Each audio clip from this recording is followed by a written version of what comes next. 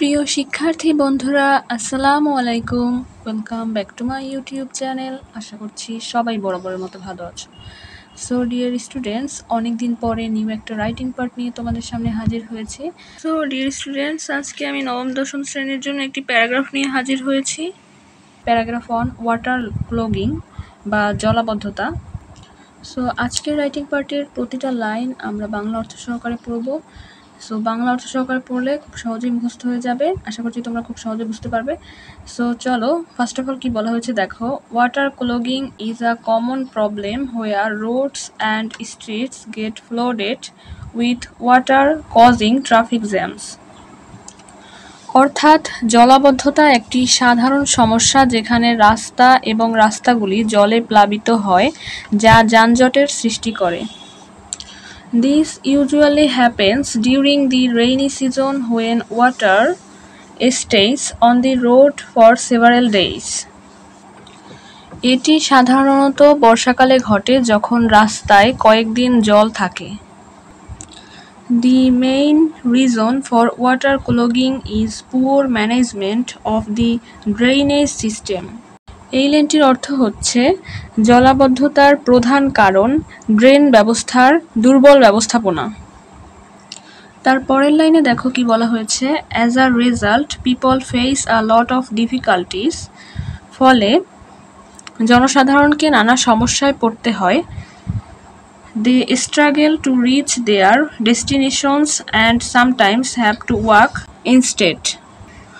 তারা গন্তব্যে পৌঁছানোর জন্য লড়াই করে এবং কখনো হাঁটতে হয়।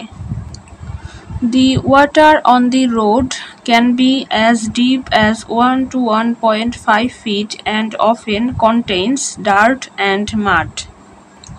এখানে বলা হয়েছে রাস্তার পানি 1 থেকে 1.5 ফুট পর্যন্ত গভীর হতে পারে এবং এতে প্রায়ই ময়লা এবং কাদা থাকে।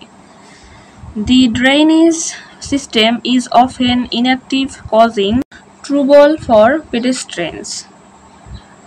ড্রেন ব্যবস্থা প্রায় নিষ্ক্রিয় থাকায় পথচারীদের সমস্যায় পড়তে হয়। They cannot move freely and their clothes get wet and dirty.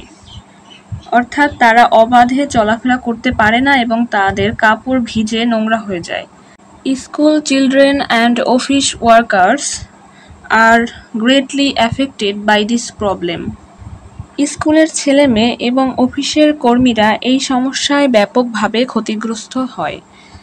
They cannot reach their destinations on time due to the waterlogging and traffic congestion. এই লাইনটির অর্থ হচ্ছে জলাবদ্ধতা ও যানজটের কারণে সময়মতো গন্তব্যে পৌঁছতে পারেন না তারা। It's particularly hard for children and women to cross the flooded areas. বিশেষ করে শিশু ও মহিলাদের জন্য প্লাবিত এলাকা অতিক্রম করা কঠিন। তারপরে দেখো শিক্ষার্থীরা, in my opinion the city should take action to activate the drainage system and the authorities should be more careful in addressing this issue. অর্থাৎ এখানে বলা হয়েছে যে আমার মতে শহরের নিষ্কাশন ব্যবস্থা সক্রিয় করার জন্য ব্যবস্থা নেওয়া উচিত এবং কর্তৃপক্ষকে এই সমস্যাটি মোকাবেলায় আরও সতর্ক হওয়া উচিত। Waterlogging refers to the excessive accumulation of water in the soil leading to the saturation of the root zone. অর্থাৎ বলা হয়েছে যে জলাবদ্ধতা বলতে মাটিতে অত্যধিক জল জমে যাওয়াকে বোঝায়, যা মূল অঞ্চলের স্যাচুরেশনের দিকে পরিচালিত করে। It occurs when the soil's ability to drain water is compromised, often due to factors such as heavy rainfall, poor soil structure, or inadequate drainage systems.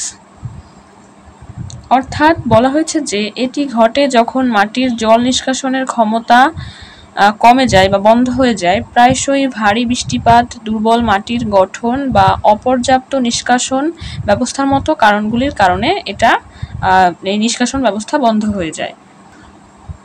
এই লাইনটির পর কি বলা হয়েছে দেখো শিক্ষার্থীরা, it is not usually detected until it has led to severe damages to the crops. এটি উদ্ভিদের শিকড়কে oxygen থেকে বঞ্চিত করে, তাদের পুষ্টি শোষণের ক্ষমতাকে বাধাগ্রস্ত করে এবং চাপ এবং এমনকি মৃত্যু ঘটাতে পারে।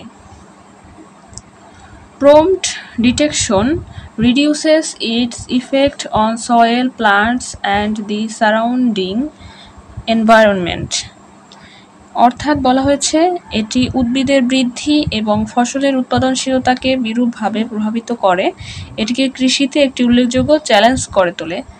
Agriculturists need to know the signs of waterlogging on the soil for prompt detection and treatment.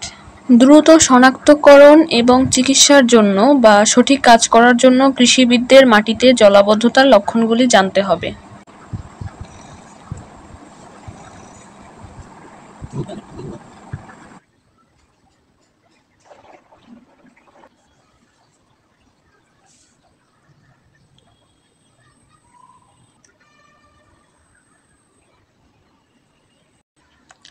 So dear students, আজ এ পর্যন্তই। আশা করছি তোমরা প্যারাগ্রাফটা বুঝতে পেরেছো। তোমাদের কোনো ধরনের রাইটিং পার্টের প্রয়োজন হলে অবশ্যই কমেন্ট সেকশনে কমেন্ট করবে। সো দেখা হচ্ছে পরবর্তী ভিডিওতে। আল্লাহ হাফেজ।